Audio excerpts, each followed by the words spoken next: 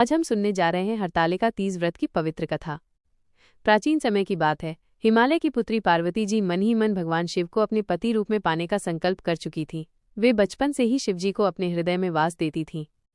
लेकिन जब हिमालय को ये ज्ञात हुआ कि राजा विष्णु स्वयं पार्वती जी से विवाह करना चाहते हैं तो वे अत्यंत प्रसन्न हुए और विवाह का प्रस्ताव स्वीकार कर लिया। ये सुनकर पार्वती जी व्याकुल हो उठीं। वे तो केवल भगवान शिव को ही अपना पति मान चुकी थीं। विवाह की तैयारियों के बीच पार्वती जी ने अपनी एक सखी को अपनी पीड़ा सुनाई। सखी ने उन्हें समझाया और वहां से निकालकर घने जंगल की एक गुफा में ले गई। वहां पार्वती जी ने कठोर तपस्या आरंभ की।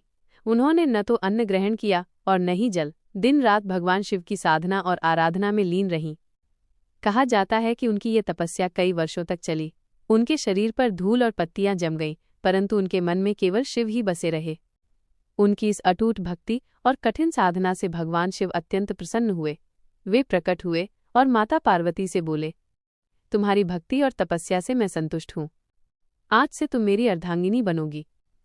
और इस प्रकार भगवान शिव ने पार्वती जी को पत्नी के रूप में स्वीकार कर लिया। यही कारण है कि इस व्रत को हरतालिका कहा जाता है। हर अर्थात भगवान शिव और तालिका अर्थात सखी, क्योंकि सखी ने ही माता पार्वती को इस तपस्या के लिए प्रेरित किया था। तभी से ये व्रत विशेष रूप से महिलाओं द्वारा किया जाता है।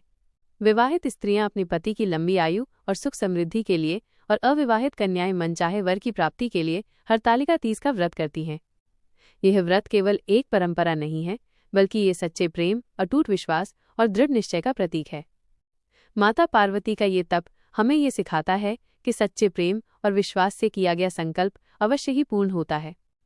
तो आइए इस हरतालिका तीज पर माता पार्वती और भगवान शिव की आराधना करें और अपने जीवन में सुख, शांति और समृद्धि की कामना करें।